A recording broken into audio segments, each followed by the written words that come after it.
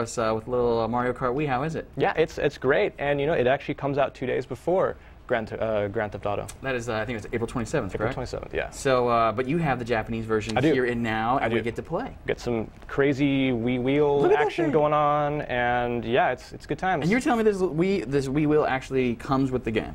It does. It does. You get one with the game itself. It's just a controller shell, but it's cool to just kick back here and make sure 2 and 11 position for maximum safety performance and all that. But it's good. Is it weird? Like, do your hands after playing for like an hour get tired or anything? Not really. I mean, you can tilt it down like this. Yeah. Just find out whatever's most comfortable for you. Well, I'm rocking the regular controls. Should we fire this thing up and show folks at home what it looks like? Yeah. So we're just going ahead and joining into the 2-player mode. So if you just want to join up, and we will go in. We're going to do some versus mode. This is just a standard like Grand Prix mode right here. And so I don't have all the characters unlocked, but most of them are here. The crazy part is I can be a me, and so I'm going to be my me, which is Hobo Phoenix Wright from the new Apollo Justice game. All right, since I just saw Mario last weekend in person at the ball tournament. Yeah, they had Mario there. Nice.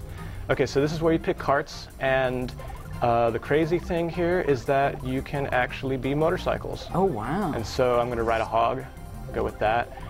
They display different stats here. I don't really know what all of them mean, but do I hit this? Yeah, just select it and you're in. Okay, and this is kind of the new thing, is that there's manual and automatic mode, and that's not like shifting gears or anything. What that means is how drifting works. So the top one's automatic. Because I'm using a Wii wheel, I'm going to be rocking that. Okay. And you may want to do manual, which is just that you do power slides. Just like we used to? Just like you used to, with the hop and everything. And so we got 32 courses. The top ones are all new. The bottom ones are all classics. And so how about we do a classic? All right. So I'm thinking Ghost Valley 2 from the Super Nintendo.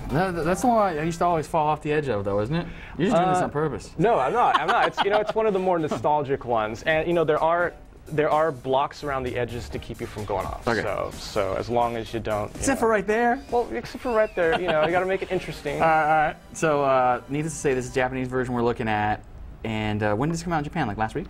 It came out, about like I think a couple weeks ago, actually, and it also was out in the UK and in Europe. So everyone, look at you. And I just totally drove off the edge there. That's what you get for picking. Yeah. And then, of course, as we're playing this and going through, I'm sure there'll be a bunch of questions coming from the audience at home. Is that right, Aaron Thomas? Absolutely. What do you got for us, sir? Fernando from Guadalajara wants to know, are there any new power-ups in the game? New power-ups include a Mega Mushroom, which lets you become invincible for a little bit, and you will be able to squash guys, and so that's always really fun to do. There's a POW block, which lets you basically hit everyone that's ahead of you for a little bit, and it'll stun them and then knock all their items out. And then there is, there's all the old items, of course. The last new item is a Thundercloud, which lets you, it's like a hot potato type thing. When you get it, it activates and it floats above you for a little bit. But the trick is you got to bop somebody, and then it'll give it to them, and then they'll shrink. Now, sounds like you've been playing this game quite a bit. What do you think? Yeah, it's good. I do really enjoy it. The Wii wheel's kind of funky, but you get used to it. And you were actually just telling me, even though you just said it was funky, you actually prefer the Wii wheel. Is that correct? To some extent, yeah. I do enjoy rocking the nunchuck and the Wii remote just like normal, but it's good. It is good. It's not as bad as a lot of people might think. Well, I got to tell you, I've obviously not played this game nearly as much as you have, and it definitely feels like old school Mario Kart. It does. It does. There are some new things. Unfortunately, there's not much of a chance to show them off in this level because it's a classic one. So next we'll go to one of the newer ones. Okay.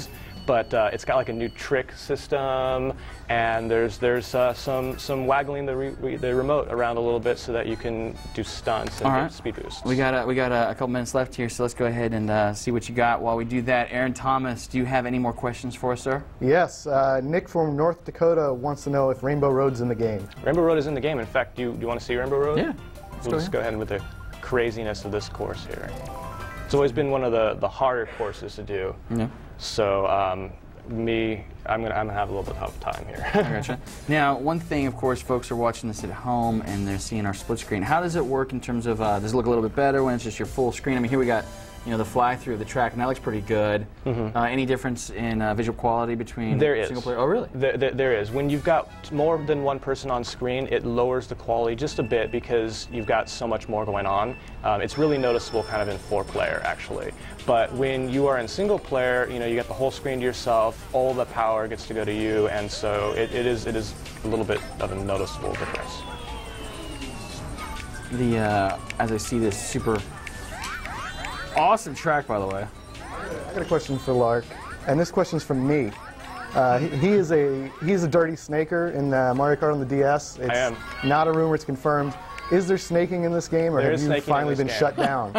There is snaking in this game, but it doesn't work as well as it used to. Basically, you can sort of snake in a really wide open area, but it doesn't really help as much as it used to, basically. So you're still a cheater, but not as bad as you used to be. Pretty much. Okay. I have a question for you, sir.